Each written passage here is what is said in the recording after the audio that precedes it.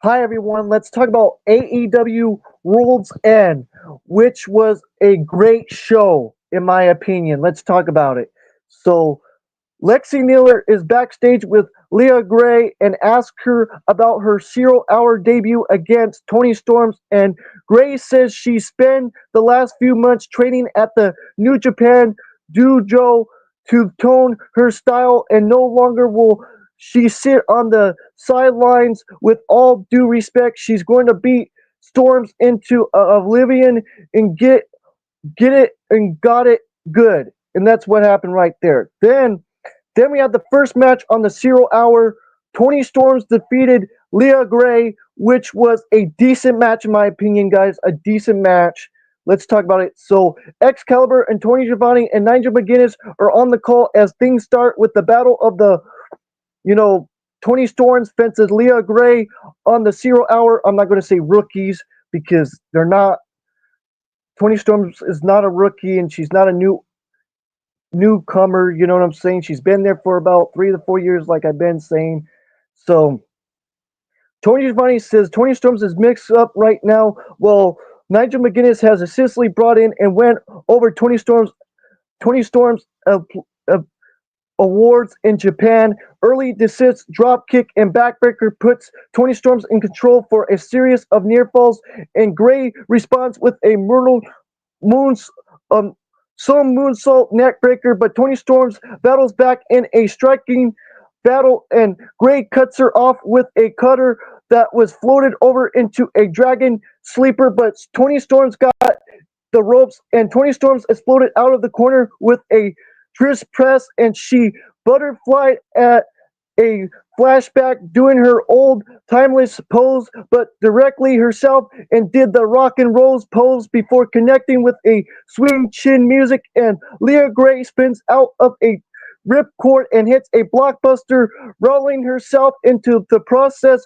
for two, and steps up corner knee from Leah Gray, who tries rolling suplex, but Tony Storms caught her in an inside cradle for the splash pin, and Tony Storms act shocked as she celebrated up the ramp, and that's what happened right there, and that's how Tony Storms defeated Leah Gray inside a cradle for the win, and that's how she won with an inside cradle, and that's how Tony Storms defeated Leah Gray, and she celebrated up the ramp, and that's what happened right there.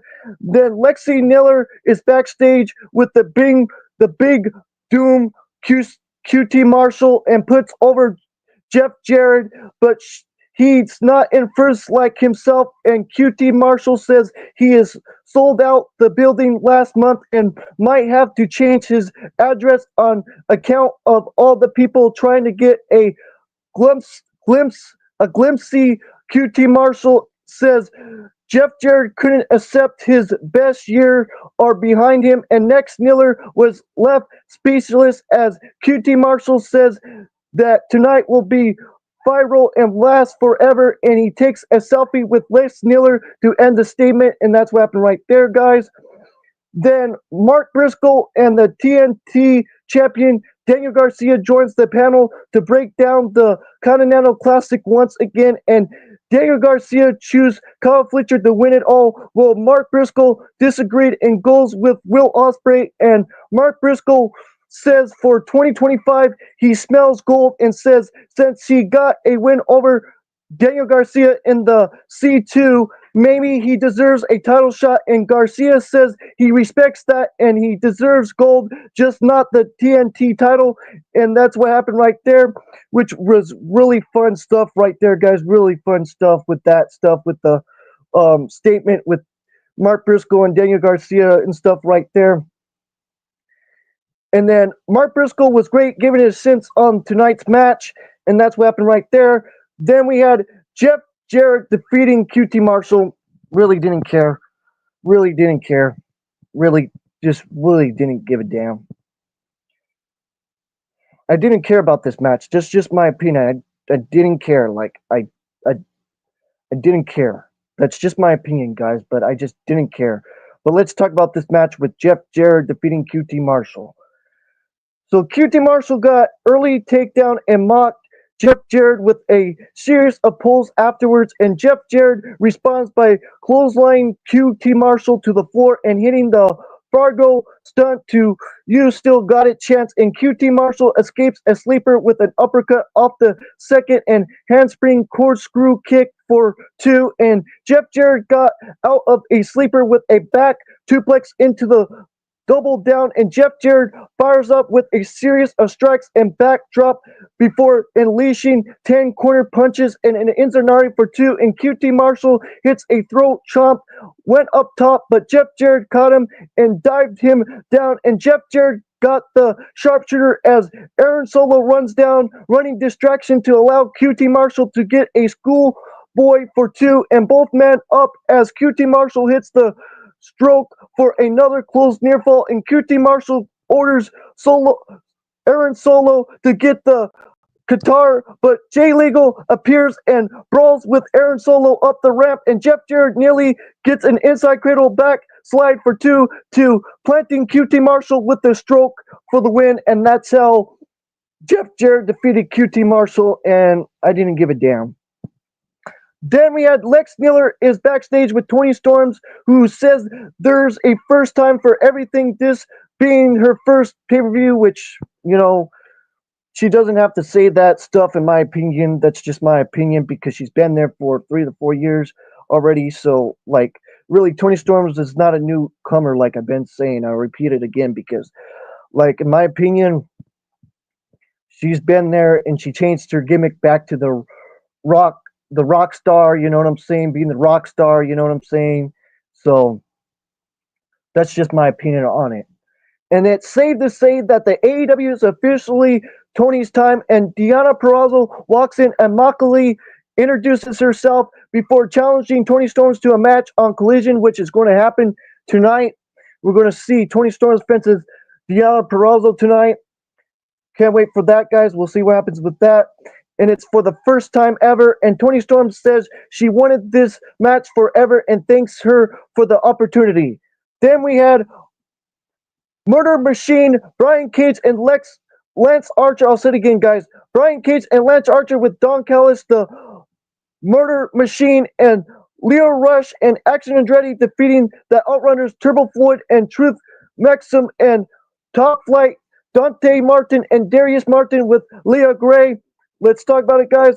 So this was a decent match, in my opinion. In my opinion, this was a decent match. Let's talk about it. So Darius got a fast start on Lance Archer, but was quickly stepped down and sent to Brian Cage, tagging in, and double team Action Andretti makes a blind tag to anger Brian Cage, as he and Leo Rush had a script with Top Flight till Leo Rush and Dante Martin were left with a fast in change, and Lance Archer steps in the way to cut off a dive, and since, as we saw a Private Party watching on backstage, and Outrunners made fast tag and hits a double max. I'll say it again, a double max, a double max, a double I'll say it again, a double epic drop on Leo Rush and Action Andretti before whipping them both out, and Truth went in an airplane spin. I'll say it again. Truth Maxim went in an airplane spin, but Leo Rush raised the eyes, and Truth Maxim found himself in slowly, and Floyd finally was able to make the hot tag and run wild, body slamming Leo Rush and Action Andretti assistly times on top of one another, and officially in slamming Brian Cage to Truth. Impairs the Outrunners and hits a double suplex followed by a body slam on Lance Archer and a since Predator handshake with the Top Flight. And Brian Cage turns Dante inside out with a lariat, but the Outrunners hits a double big boot only to eat a double handspring kick from Leo Rush and Action Andretti, who followed with a double dive. The match broke down as Brian Cage and Lance Archer unleashed power moves, including the choke bomb on Dante, but was choked up, and Lance Archer went to make the pin and since, but Leo Rush flew in with a frog splash and stole the pin, and that's what happened right there, guys, which was a fun match. Like I said again, fun match, and that's what happened right there. And that tag team match was good, guys. I'm telling you. Decent match right there, like I said. Then the post-match, Private Party walks down the ramp and faces off with Lio Rush and Action Andretti, who were told they are the top contenders for the tag team titles, which we'll see tonight with Lio Rush and Action Andretti versus the Private Party for the AEW Tag Team Championships, guys. So we'll see what happens with that on Collision tonight as well. Then Lance Archer. I'll say it again. Sorry, guys, talking so fast. I'll repeat it again. So, post match, Private Party walks down and the ramp and faces off with Lio Rush and Action Andretti, who were told are the top contenders for the tag team titles, and we'll see what happens with that tonight on Collision with Top Flight versus Lio Rush and Action Andretti. Then we have Lance Miller is backstage with Jeff Jarrett and Jay Legal and Sanjay Dunn and Sinam Singh, and Jay Legal says to get Karen on the phone to celebrate when Jeff Jarrett was bickering with Sunday Dunn and says it's not his decision. And Jarrett says on Fight for the Fallen this Wednesday, Jarrett will make an announcement about his career. They all walk off questioning him to end the statement, which happened this past Wednesday, guys. And, he was talking about, going for the world title. If he goes for the world title, I really wouldn't care. I wouldn't really care at all. Like, I don't care. Like, I really don't want to see Jeff Jarrett as AEW World Champion. That'll make me go like this, guys. Oh, he's not champion anymore? Oh, thank goodness. Thank goodness. That's what'll happen if he becomes champion. If somebody tells me, look, if he becomes champion and then loses it, I'll be like, oh, thank goodness. Thank goodness. Sorry, guys. That's just my opinion. I can't watch Jeff Jarrett. He just makes me bored, but I have to watch it. Still, I watch what happens, what I'm saying, with everything. So then a great video package for the show to Gun N' Roses Welcome to the Jungle is shown. Then we have the main card. Yes, the main card. I was just talking about the 0 hour, guys. Now let's talk about the main card. Will Ospreay defeated Kyle Fletcher in a Continental Classic for the Sim Final, which was a banger. This was a banger with Kyle Fletcher and Will Ospreay. A banger, guys. A banger, in my opinion. Let's talk about it. So, incredible quick start as they fire off a wild series of counters that will not even a sense to try to rattle off, but just shown how well they shown one another to Kyle Fletcher takes a powder, both trade hard chomps to a through chomp hits for Kyle Fletcher, only for Will Ospreay to duck a strike and sends him outside, and Fletcher sidesteps a dive, but Ospreay lands on the apron and hits a perfect moon somersault plancha, and Kyle Fletcher caught in Hurricane Hurricane Rana and plants Will Ospreay with a powerbomb onto the apron before landing darting. I'll say it again. Before darting. Darting Will Ospreay into the barricade, and Kyle Fletcher rips up an Ospreay better sign, but the fan was ready with an Ospreay still better sign, and Will Ospreay comes up and bleeding and turns back in the ring, and Kaiwa kicks from Kyle Fletcher that looks even more sense to do to the white boot, and Fletcher whips the blood off of his kick pad. I'll say it again. Kyle Fletcher whips the blood off of his kick pad and licks it, which was you sick man. Crazy, just crazy. Which got the appropriate you sick, like I said again, chant. Then Will Ospreay tries to fight back, but again, Kyle Fletcher darts into the corner for 2, and Will Ospreay is bleeding buckets as Kyle Fletcher was taking his time, but too long as Ospreay explodes up with a lariat, starting to build momentum, and Ospreay hits a big boot and standing sky twisting press for 2, and I'll say it again. A Sin Dog Billionaire connects as Ospreay singly. I'll say it again. Will Ospreay single for the Ospreay cutter. I'll say it again. Will Ospreay singles for the Ospreay cutter, and Kyle Fletcher hits the half and half, and Kyle Fletcher delays too long as Ospreay fires off a Spanish fly for 2 and the reset. Then Kyle Then Kaya kicks for Osprey receipts as he darts Fletcher to get up and fights as both trade more loud chops and Fletcher tries a trish kick which Osprey caught and hits a hook kick. Both fly out of a powerbomb. Sick, man. Just freaking sick. Just freaking sick, man. I'm telling you. Oh, man. It was great, man. And it sits, but Will Ospreay flew into an Osprey cutter for two and a great assist, and Kyle Fletcher counters a hiding blade into a lariat of his own, but as he went for the finish, Ospreay managed a poison Corona before Kyle Fletcher collide. I'll say it again. Before Kyle Fletcher collides, and he throws a distraction hiding blade into a double down, and both start trading brutal headbutts to Fletcher. Flowed, also again, to Fletcher flew for a headbutt only to be super kicked only up mid-air. Man, just awesome. Just freaking awesome. Awesome. Then Kyle Fletcher tries a schoolboy and cheating, using a six way foot on the ropes and handful of tights, but was caught right-handed, and Fletcher shoves the ref, who shoves back right into an Osprey hiding blade for two, and Fletcher pulls the ref into Osprey, allowing him to hit a charging boot and a brainbuster for the closing, and that's what happened right there, guys.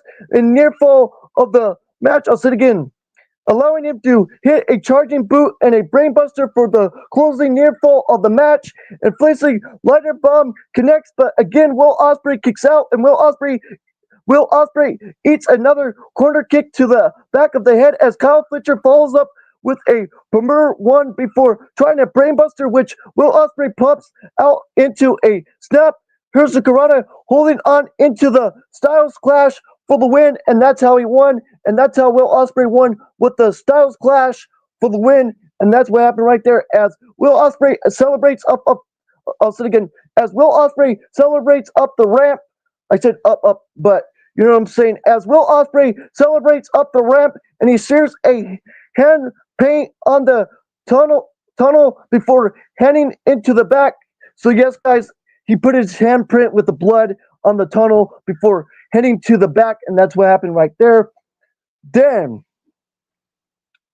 we had Okada versus Ricochet, which was a great match as well. Another great match.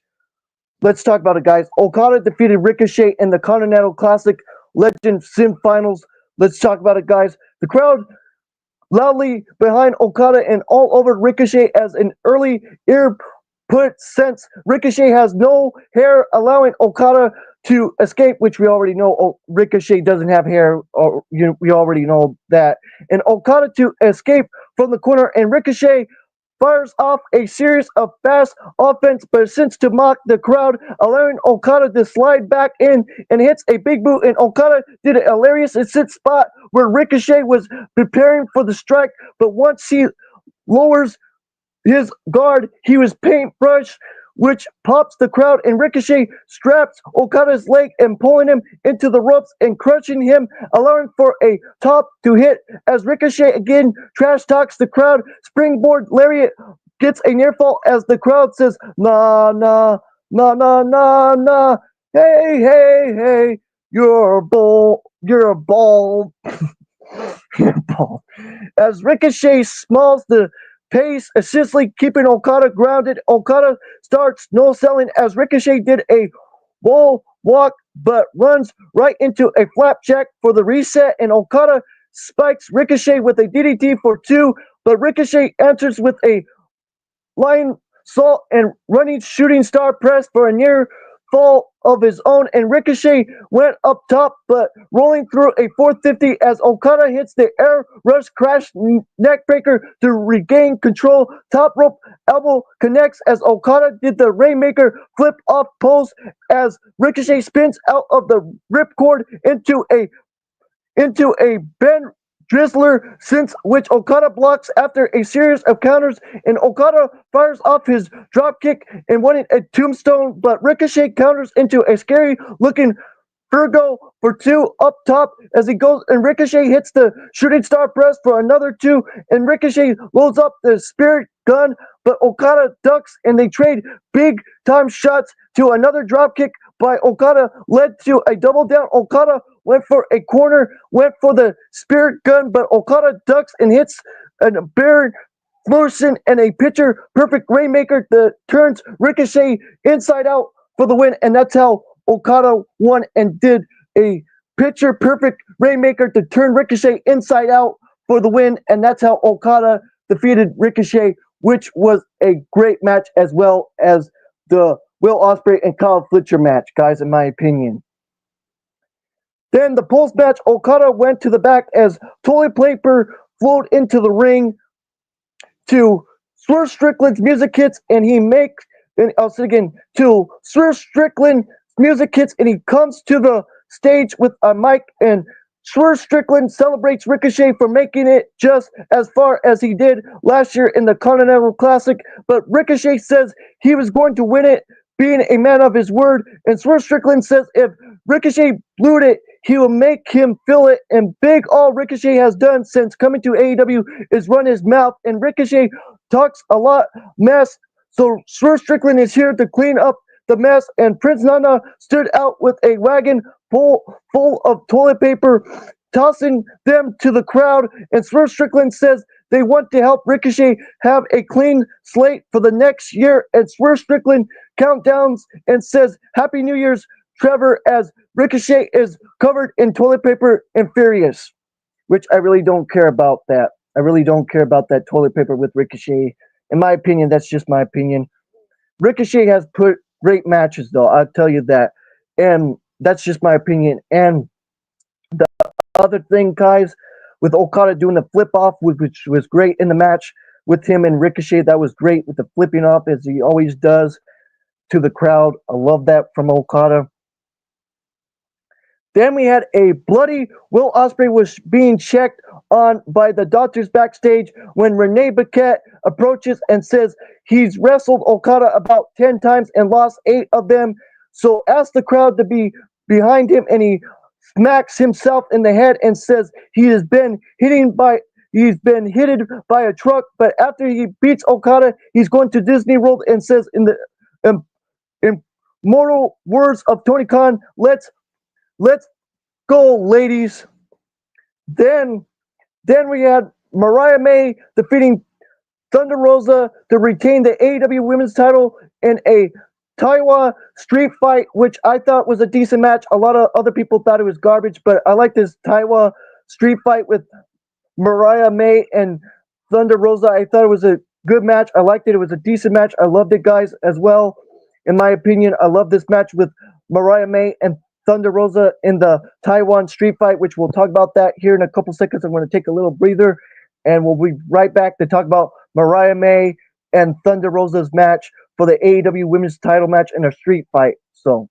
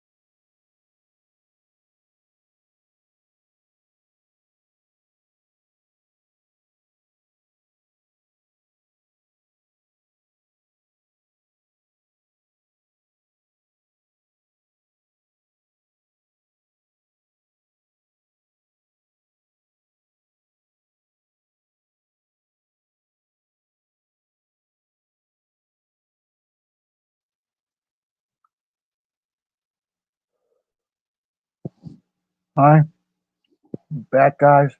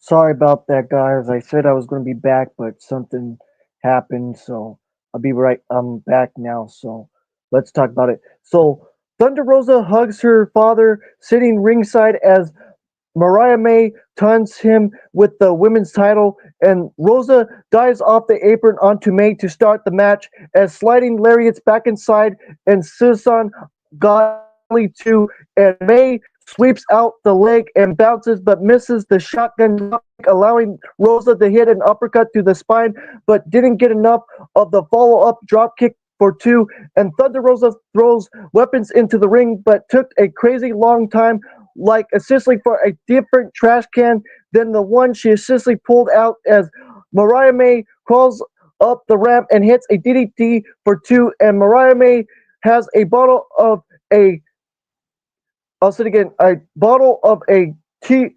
Tijuana. I'll say it again.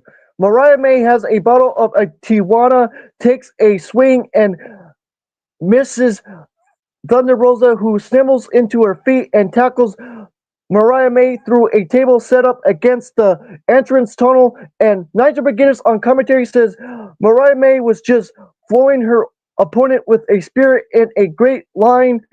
Thunder Rosa since allowing Mariah May to chuck a trash can at her, causing Thunder Rosa to tumble down the ramp, and Mariah May approaches, but Thunder Rosa waffles Mariah May with a bottle that shatters for two. Back inside the ring, Thunder Rosa grabs a piana, and she grabs to the ring and dumps out thumbtacks.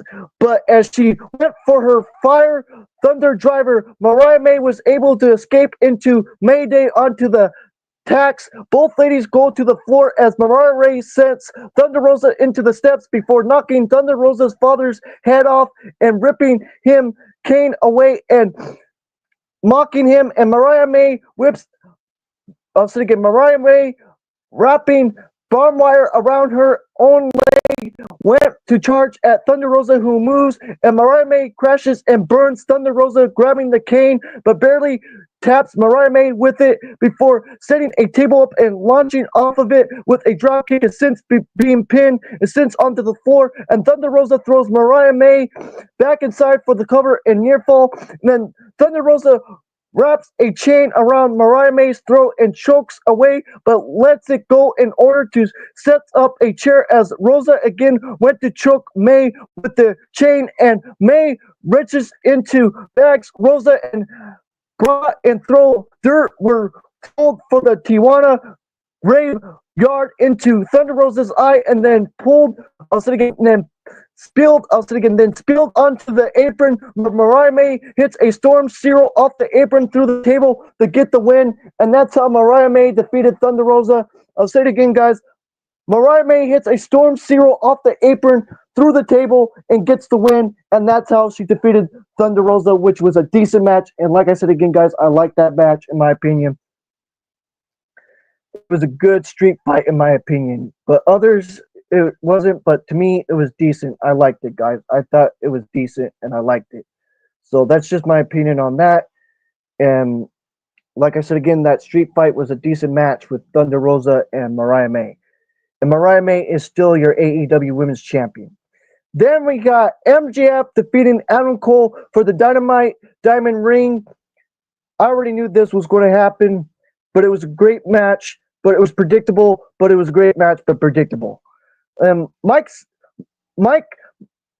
Bennett and Matt Devon are standing ringside as they are protecting the Dynamite Diamond Ring. Bell sounds. MJF assistantly takes a powder, but Adam Cole was right out after with a pump kick, and Adam Cole wanted the pulverize, but again MJF bells only to put Adam Cole's face first into the steps, and the crowd chant, "He's our scumbag. He's our scumbag." But MJF yells back if he needed their help, and he asks, "So shut the F up."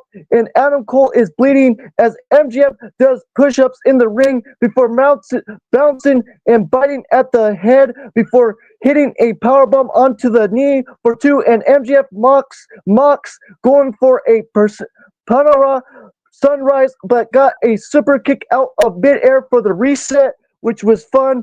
Then Adam Cole fires up and hits the backstabber and brainbuster on the knee for two, and Devin and Bennett cheer Cole on as he went for the Panera Sunrise again, but MJF sidesteps and Cole came up limping, so MJF chomps, blocks him, and MJF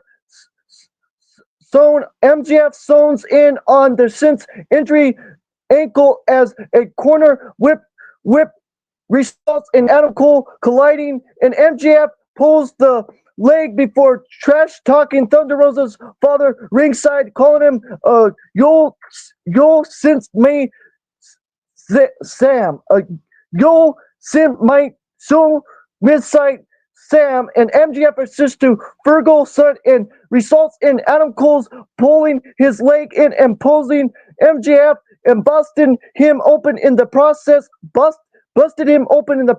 and both back in the ring as Adam Cole fires back with punches and bunches before hitting the Panera Sunrise and the boom for two, and Adam Cole went for the boom again, but MJF crawls as Adam Cole trash talks, and MJF dives from the chop block to regain control.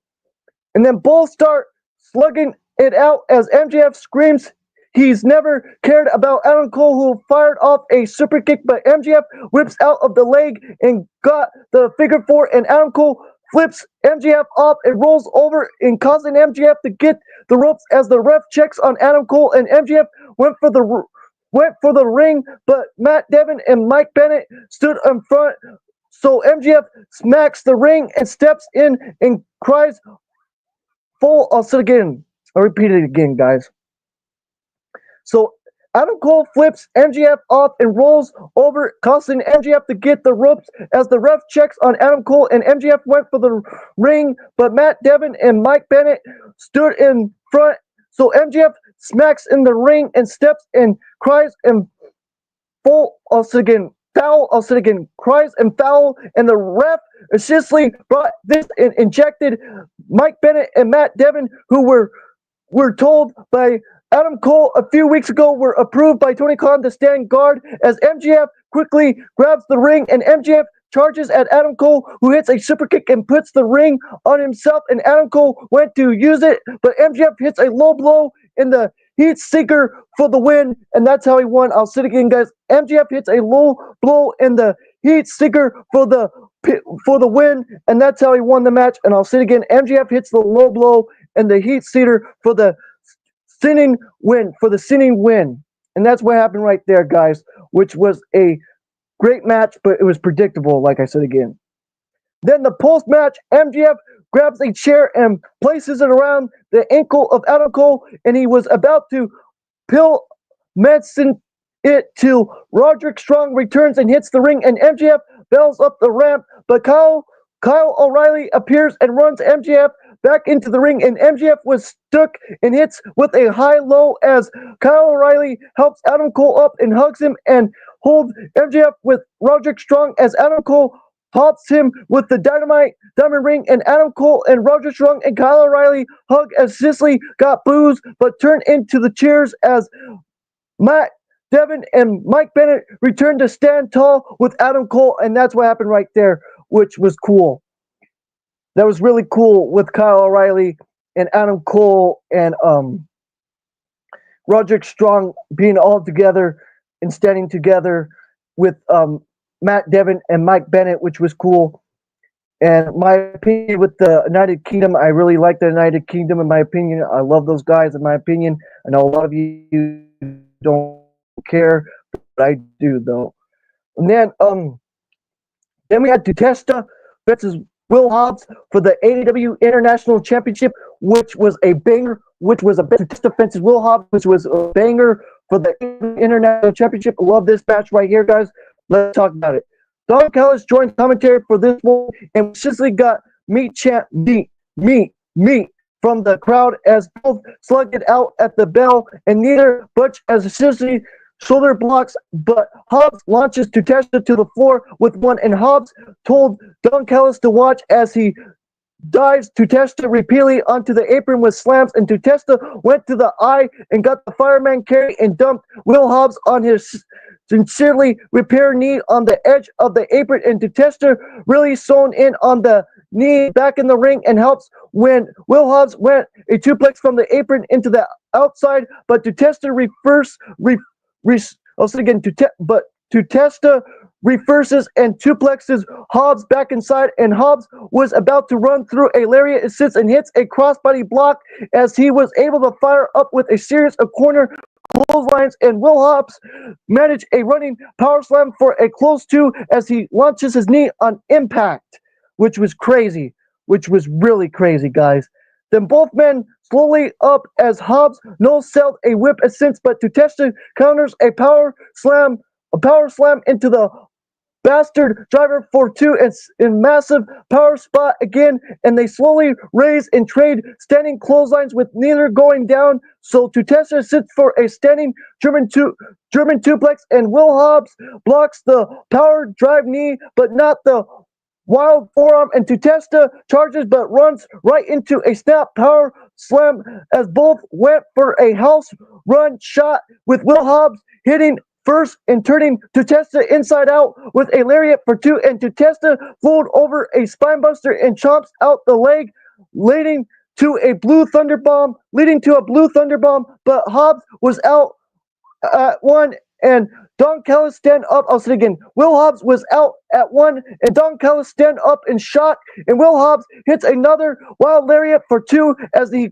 slowly went up top, but Tutesa cuts him up, looking for a superplex, but both fell to the apron, and Hobbs launches his bad knee, and please be careful, chat. Please be careful. Please be careful. As they both go up the ropes, and Tutesa gets his superplex and top rope Susan before winning a power drive knee, only to run into the spine buster for two.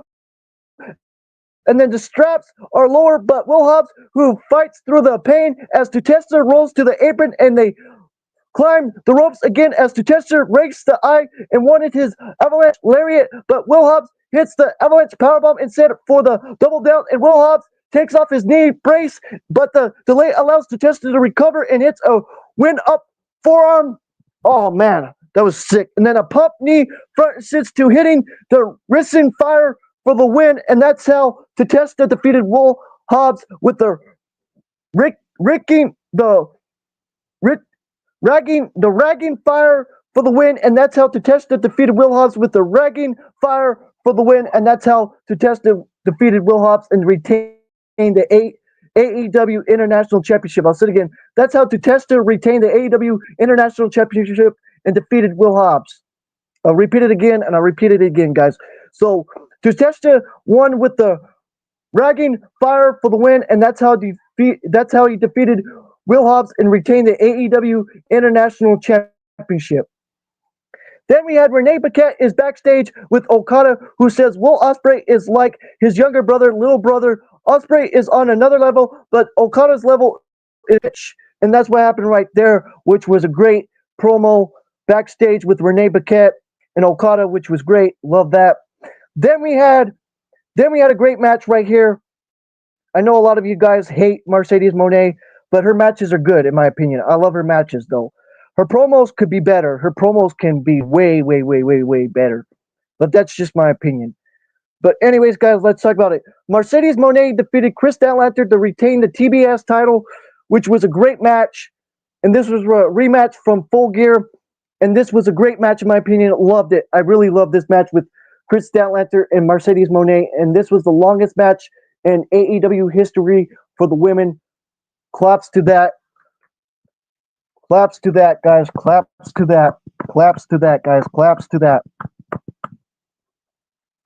So let's talk about it, guys. So Chris Statlander shows the power game early, but Moné uses her speed to try and counter since for Moné, and Chris Statlander was ready for the Hurricane Rana and cartwheel out, and the ladies had a face-off as Mercedes Moné pie-faced Chris Statlander, sends her to the floor and hits a drop kick through the ropes, and Mercedes hits a running knee against the barricade, but tries a cross body off it and only gets a cut, and Statlander walks up the ropes and body slams Mercedes to the apron. Back inside, Mercedes picks up the pace and hits a Hurricane Corona pin since for two, but Chris Statlander was right there with a snap, power slam, and hold on, and hits a back breaker for a good measure, which was awesome. Just awesome, guys. Just freaking awesome.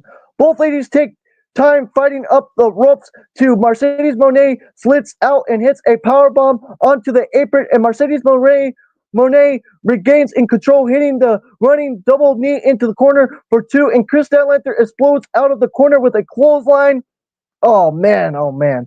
But Mercedes Moné floats over into a backstabber for a near fall, and another backstabber from Mercedes Moné, who hold on into the submission, but Chris Statlander uses her strength to power out, and Chris Statlander maintaining twist control and hits a series of clotheslines before a charging corner knee leads to a chaos theory for two. Oh man, I'm telling you. Then Mercedes Moné escapes Alabama, an Alabama. Well, I can't pronounce that word, but I'm going to try my best. But the Alabama snap. I'll say it again. The Alabama collide. I'll just say that, guys.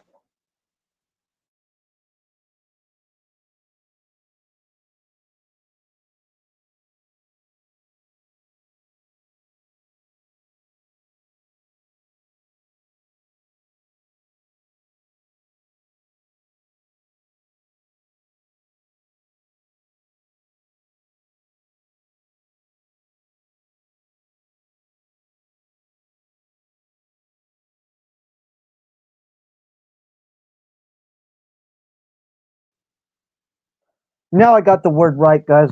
The Alabama Stampede. That's how I'll say it. Say it again. Mercedes Monet escapes in an Alabama. Um, it's like I said again that word. Stampede. Mercedes Monet escapes in an Alabama stampede, but Chris Statlander didn't connect with a spinning sit-out slam for a near fall, and Mercedes Monet was placed into the corner where she blocks a corner charge with a splash tornado springing DDT for two, and then a cinch amigo from Mercedes Monet as the crowd only rolled louder as she hits the 7 2plex, and Mercedes Monet went up top and hits the frog splash just enough, but Chris Statlander kicks out. Both ladies trade a series of backslide counters to, I'll say it again, both ladies trade a series of backslide counters to Chris Statlander hits a perfect package power driver for two. Oh man, that was sick. That was sick. I'm telling you. Then Mercedes Monet connects on a series of jawbreakers, but Chris Statlander stays on her feet and starts the forearm in change, which was amazing. Then Chris Statlander looks for another rolling German, but Mercedes Monet spills through the ropes with Chris Statlander holding on and both crashing hard. And Mercedes Monet was up and managed a Mercedes. I'll say it again. I'll say it again. I'll repeat it again, guys. I'll start from there again.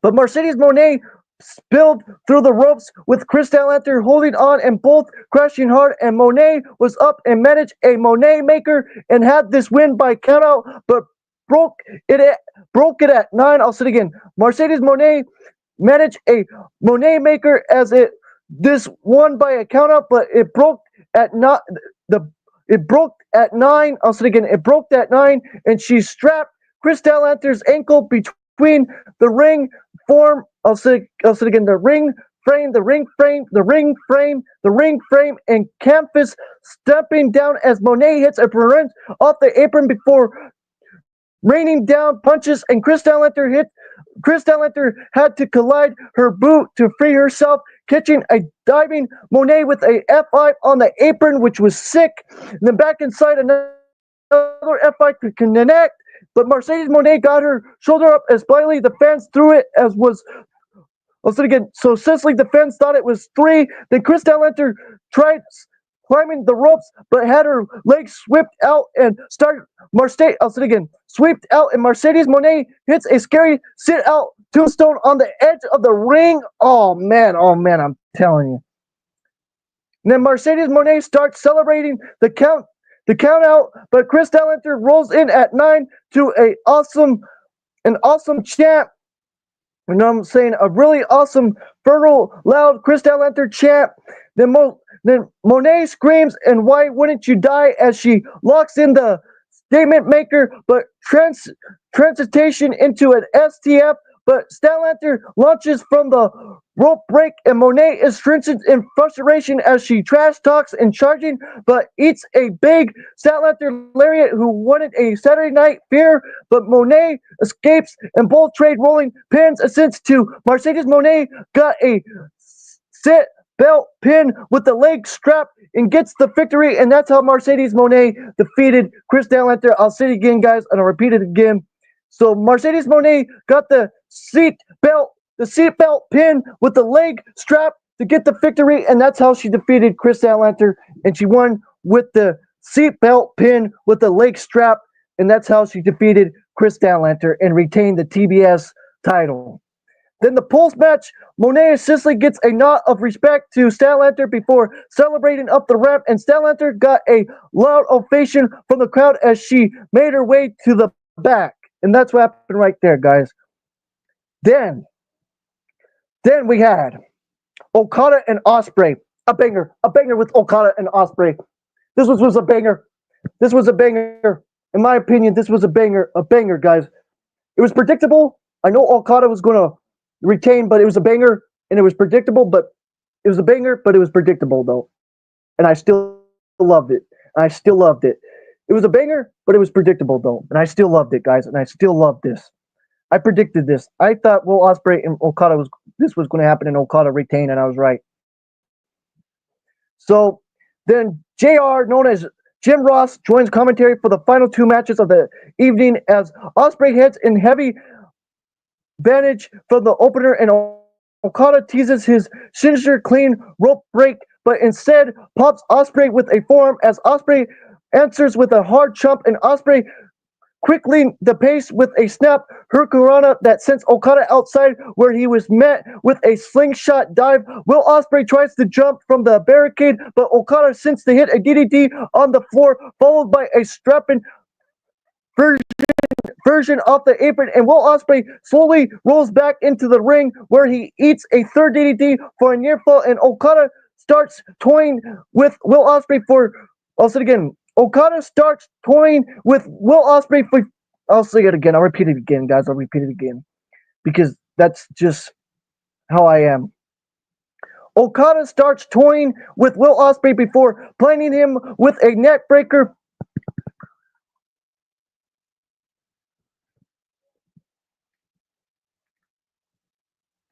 But I appreciate everybody that watches me, guys. Appreciate that. Appreciate everybody that watches me. So I'll say it again. So Will Ospreay before planting him with a neckbreaker that causes Will Ospreay managed to come off, and Will Ospreay tries to throw chomps. So Okada ducks at the forehead, wanting another DDT, but Ospreay snaps off a two. I'll say it again. I'll repeat it again because I repeat myself again as always. But I appreciate everybody that stops in. But I really don't care about that. I'm just talking about the show. But anyways, I'll say it again. So Will Ospreay tries throwing chomps. So Okada drags at the forehead, wanting another DDT. I'll just repeat it again, guys, where I was at.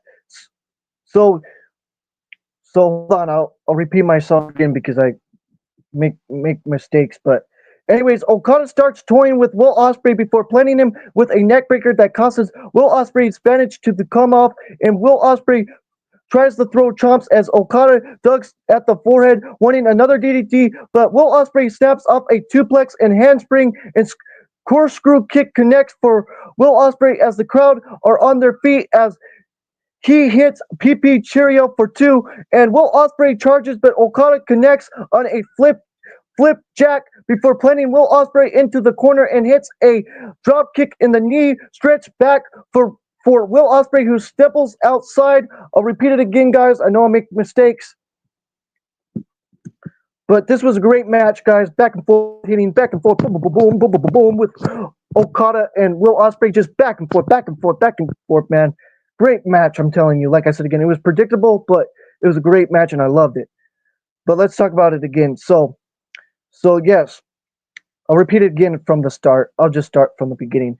So Jim Ross joins commentary for the final two matches of the evening as Will Ospreay heads a heavy advantage from the opener, and Okada teases his signature clean rope break, but instead pops Will Ospreay with a forearm as Will Ospreay answers with a hard chop, and Will Ospreay quickly the pace with a snap hurricanrana that sends Okada outside where he was met with a slingshot dive, and Will Ospreay tries to jump from the barricade, but Okada offends and hits a DDT off the floor, following by a stripping version off the apron, and Will Ospreay slowly rolls back. I'll say it again, repeat it again. Will Ospreay slowly rolls back to the ring where he eats a third DDT for a near fall, and Okada starts toying with Will Ospreay before planning. I'll repeat it again. He eats a third DDT for a near fall, and Okada starts toying with Will Ospreay before planting him with a neck breaker that causes Will Ospreay's bandage to come off, and Will Ospreay tries throwing chomps, so Okada ducks at the forehead and wanted another DDT, but Will Ospreay snaps off a a two plex, and handsprings. Screw kick connects for Will Ospreay as the crowd are on their feet as he hits the PP Cheerio for two, and Will Ospreay charges, but Okada connects on a flip jack before placing Will Ospreay into a corner and hits a drop kick, and the knee stretches back for Will Ospreay, who snaps outside, and Okada wanted a tombstone on the floor before Will Ospreay. There's a hamburger.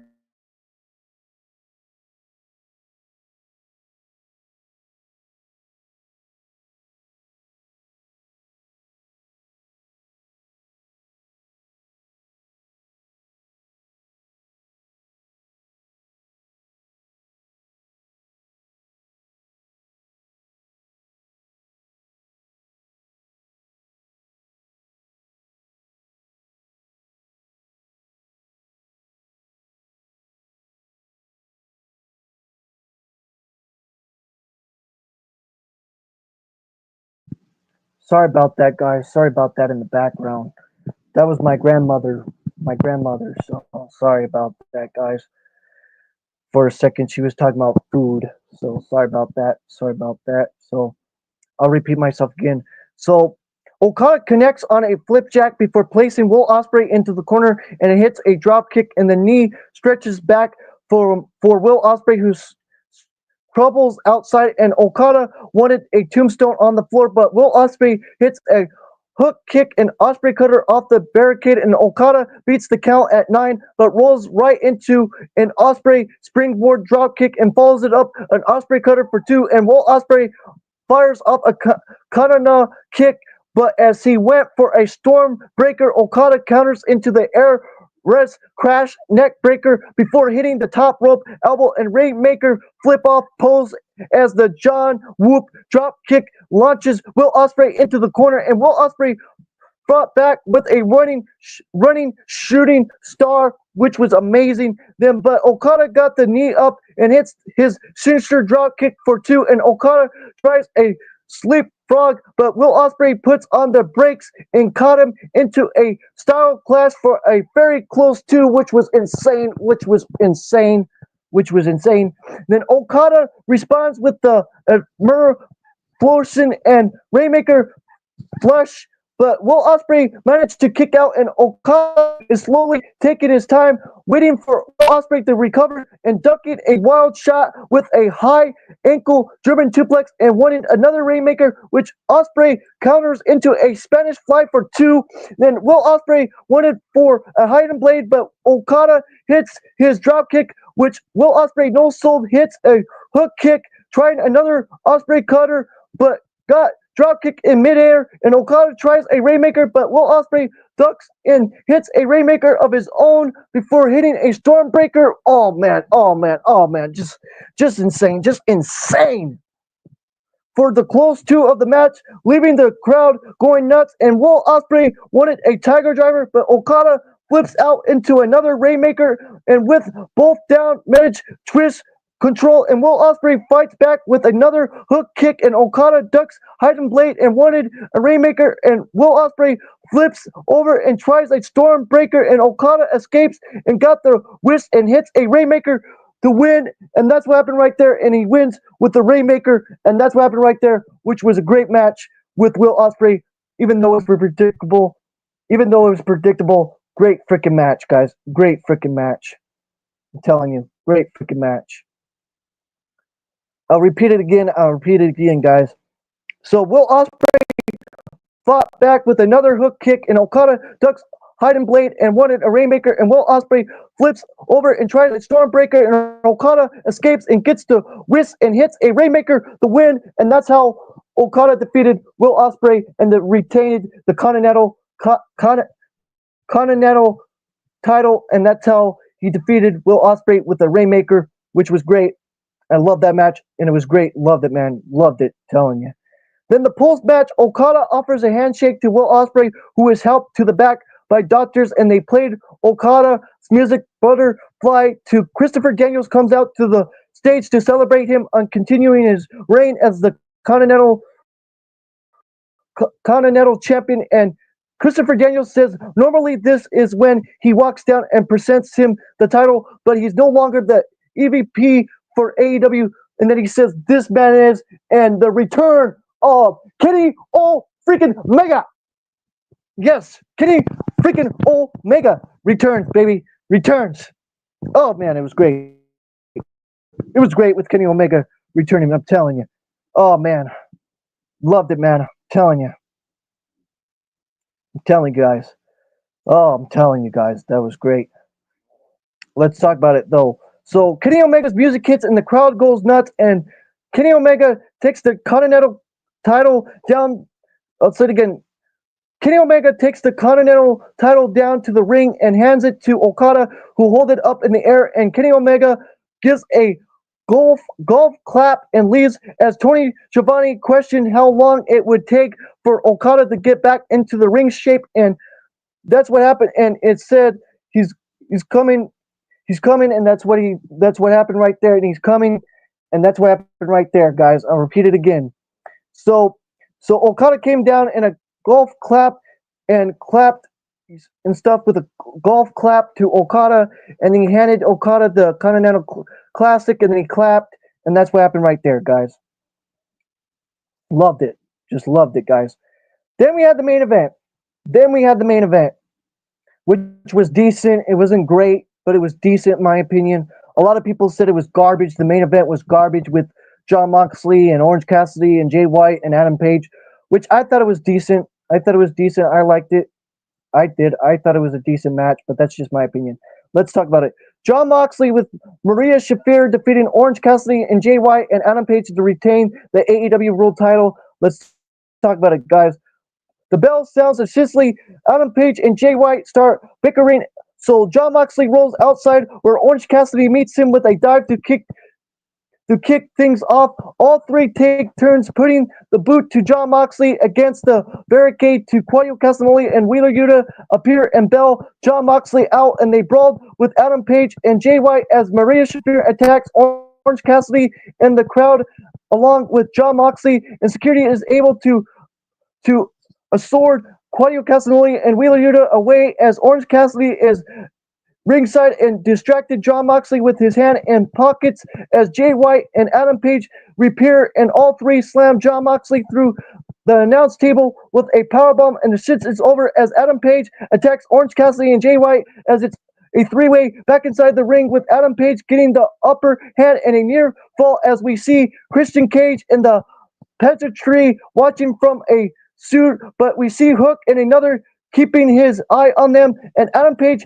hits a charging boot on Jay White and Orange Cassidy again the barricade and sends Orange Cassidy crashing into the steps before trying a superplex back inside, but Orange Cassidy fought back with a Sundog Billionaire, and Jay White was in, and Orange Cassidy nearly hits another, but Jay White countered into a cutthroat suplex pop-up Hurricane Corona on Adam Page, who was sent outside, but Jon Moxley appears and sends Jay White outside, and Orange Moxley whips up for Orange Punch, but runs right into a Jon Moxley cutter in midair, and the back of Jon Moxley's head is bleeding bad from the table as he and Adam Page head back and forth to Jay White, and Orange Cassidy return, and they tease Schoolboy a bit to Jon Moxley, levels Jay White with a lariat to Orange Cassidy, hits a spinning DDT for reset, which was decent, guys, and then all four raise to their feet to Orange Cassidy just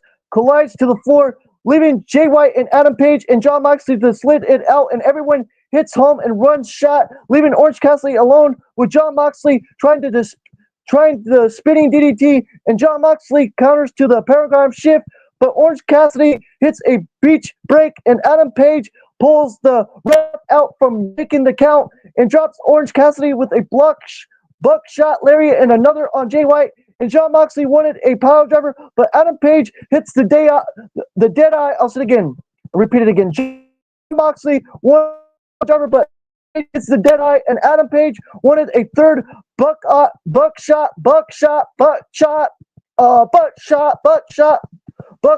Sorry, I sound like a song. So, but anyways, guys, Adam Page wanted a third buckshot, but Wheeler Yuta returns and runs distraction and butterflies, but fiercely as Wheeler Yuta eats a boot and Adam Page hits the bug shot, but there was no a ref and there was no ref, and another ref ran down, but wasn't in time as Orange Cassidy tries a roll up for two, but took a low blow by Adam Page, and Jay White comes back and sits Blade Runner, but as he makes the cover, Wheeler Yuta dives on the ref. I'll say it again, guys. I'll repeat it again.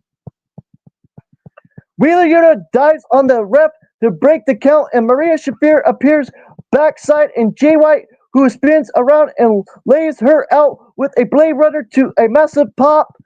Yes, Jay White, I'll say it again. Jay White, who spins around and lays her out with a Blade Runner to a massive pop. Then Wheeler Yuta runs in and hits the running knee on Jay White as Jon Moxley was up and hits a Dead Rider as Claudio Castagnoli throws the original ref into the ring to make the cover and the pin, and Jon Moxley retains in a chaos finish. And that's what happened right there, guys. And that's how Jon Moxley retained the AEW World title with a chaos finish. Then, post-match, Wheeler Yuta launches the ref to the outside as Death Rider stood over Jay White, and they were about to take him out with a chair to FTR's music hits, and they stopped on the stage, and the lights went out, and the rated FTR logo appears on the Titantron, and the music comes, and Adam Copeland is back, baby. Adam Copeland. I'm still going to be calling him Adam Copeland. I'm not going to be calling him just Cope. I'm not going to call him just rated R Cope. I'm not going to call him that. I just don't like that. That's just my opinion, guys. I'm really not into I'm not really into the new name. I'm just not. Rated R Cope. Rated R Cope. I'm just not into it. But the return of Adam Copeland hits, and he joins Dex Harwood and Cash Wheeler as FTR fights off Claudio Castagnoli with a dive, and Wheeler Yuta with a shatter machine, and Adam Copeland and Jon Moxley are left face to face to Jon Moxley swinging first, but Adam Copeland ducks and hits a spear, and Christian Cage is furious up in the suit as the penetree bells as Adam Copeland breaks off a piece of a chair and locks Jon Moxley in a crossface with it, and you deserve it, you deserve it, you deserve it, you deserve it chant.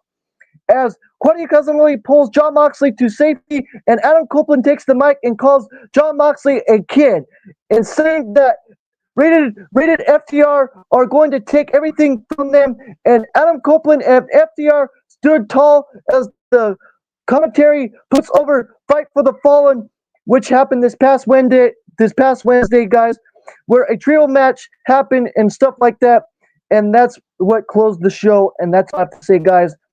And I give this show a 9 out of 10 because of Adam Copeland and Kenny Omega. If it wasn't for that, I would have given the show a 7. But I gave this show a 9, and it was great. It was a great show, and I gave it a 9 out of 10. I give AEW Worlds End a 9 out of 10, guys. I would have given it a 7 if there was no Adam Copeland or Kenny Omega or no returns or at all. I would have given it a 7. But I gave this show a 9 because of the Kenny Omega return and the Adam Copeland return, which was amazing. Guys. So yes, guys, I give this show a 9 out of 10. I'll say it again. I give this AEW Worlds End a 9 out of 10, guys. I'll say it again one more time. I give this AEW Worlds End a 9 out of 10.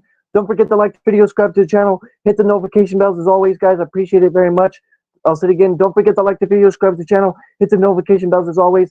This is Christopher Jackson Denver. I'll say it again. This is Christopher Jackson Denver, and we're out. Peace out and take care, guys. And I give this AEW Worlds End a 9 out of 10. And this is Christopher Jackson Denver, and we're out. Peace out and take care, guys. Peace out and take care.